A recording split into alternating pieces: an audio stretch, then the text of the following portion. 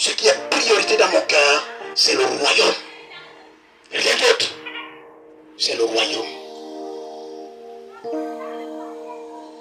Une révolte, une guerre civile éclatera entre l'armée et les chrétiens pendant une période où l'église sera muselée. Vous savez, quand on dit muselée, ça veut dire qu'à un moment donné de la vie, l'église ils vont vouloir fermer la bouche de l'église.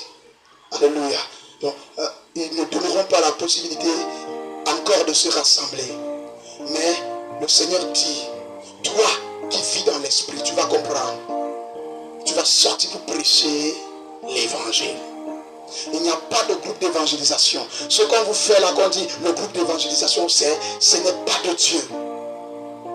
Ceux qui entreront dans le royaume, ce ne sont pas des chrétiens. Est-ce que quelqu'un me comprend? Ce ne sont pas des chrétiens qui entreront dans le royaume. Parce que beaucoup ont usurpé le nom du chrétien. Ce sont des disciples. Car tout disciple accompli sera comme son maître. La Bible ne dit pas qu'il aura ce que son maître a. La Bible dit il sera. Avec précision. C'est une nécessité qui s'impose. Il devient comme son maître. C'est un état d'évolution de la nouvelle naissance. Il développe l'esprit.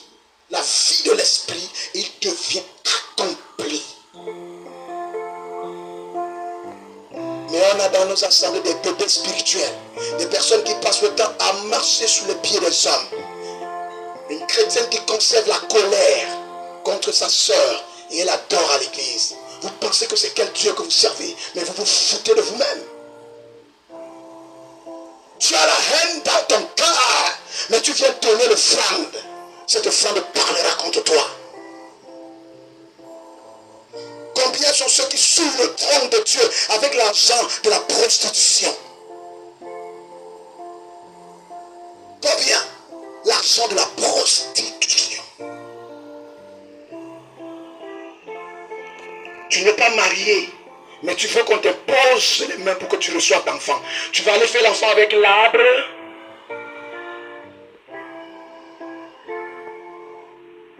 Si tu es ici ce soir et que tu es dans le concubinage,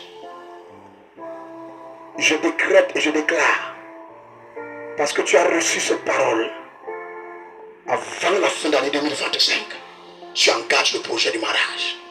Au nom de Jésus. Parce que le Seigneur vient, il n'y a plus le temps. Il n'y a plus le temps. Et ils sont remplis dans les assemblées, pleins comme ça, ils chantent, ils dansent. Et le pasteur prend les offrandes. Et lui, il les pêche dans la vérité.